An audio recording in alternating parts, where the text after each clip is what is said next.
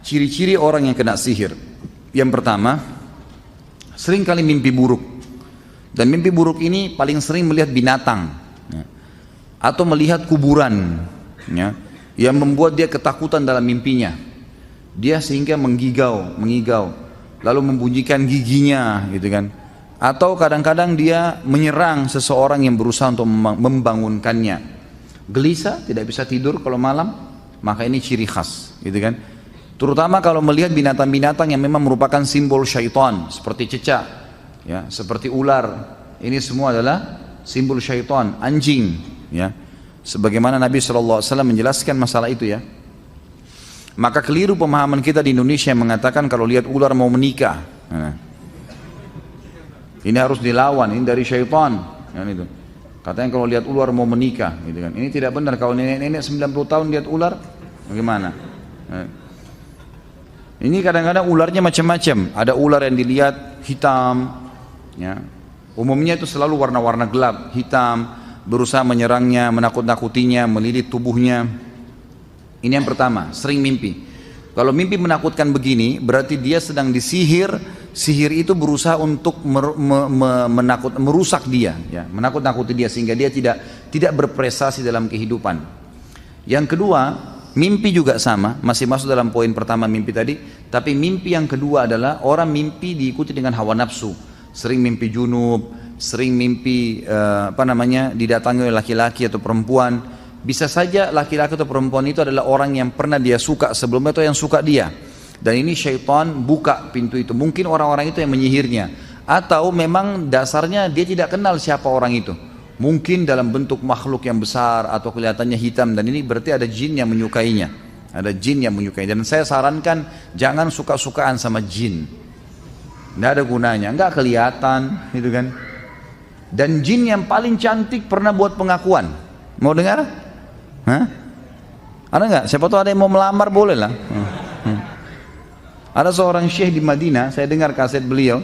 Semoga Allah ampuni saya kalau saya keliru, tapi saya ingatnya waktu sama saya pernah dengar itu. Jadi beliau kalau ruqyah, murid-muridnya rekam di kaset. Zaman dulu masih ada kaset-kaset gitu, pakai kaset.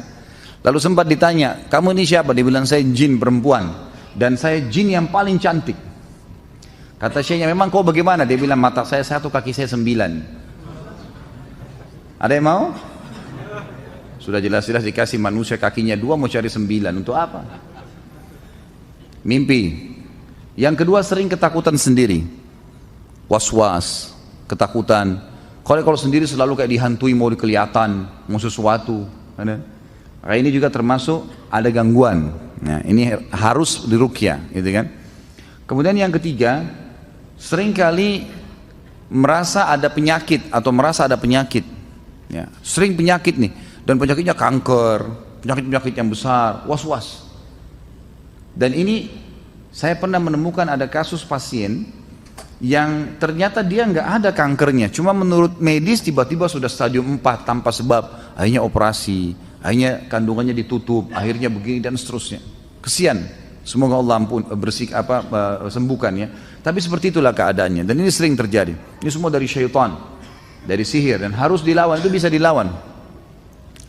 Kemudian juga termasuk di sini orang yang indikasi kena sihir itu orang yang pernah diukir-ukir badannya dengan istilah raja-raja, ukiran-ukiran. Mungkin pesannya supaya rumah tangganya langgeng, supaya setiap orang lihat dia suka, dan seterusnya, dan seterusnya.